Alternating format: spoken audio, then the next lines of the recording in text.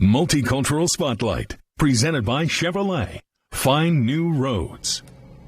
Well, experts say the housing inequities that we see around the state has roots that go back generations. Tonight, community members and city leaders are holding a panel to outline the problems and offer solutions. News 8's multicultural reporter Katia Winfrey has the story for us.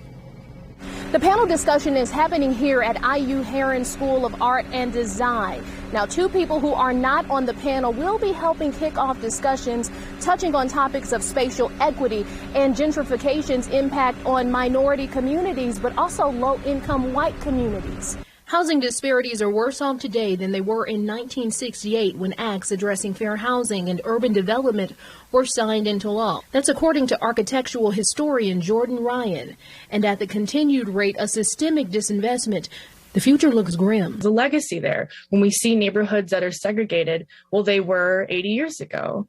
And who is passing homes down to the next generation? Ryan lives on the city's southeast side and says the historical impacts of redlining, racial covenants, urban highways, and urban renewal hasn't had the best impacts, particularly when it comes to communities of color. Equity theft, it's all connected, and it's a really messy, complicated web that we're trying to detangle, and you can only do so much intervention when the free market is going to do what the free market does. She's one of the people helping lead into the panel discussion. Community development leaders will center the conversation around how policy, economics, and culture intersect in urban environments.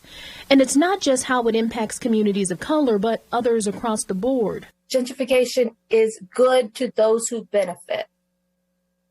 So let's think about who's losing and who's benefiting. Angie Calvert focuses her work on gentrification's impact. Her family has called Fountain Square home for 3 generations, and the community she used to know is gone. We suffered a huge loss of community in Fountain Square. Generational population is gone. Completely, almost gone.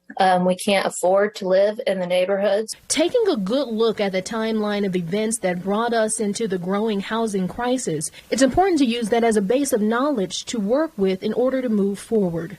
Reporting in Indianapolis, Katia Winfrey, Wish TV, wishtv.com, and follow us on Facebook.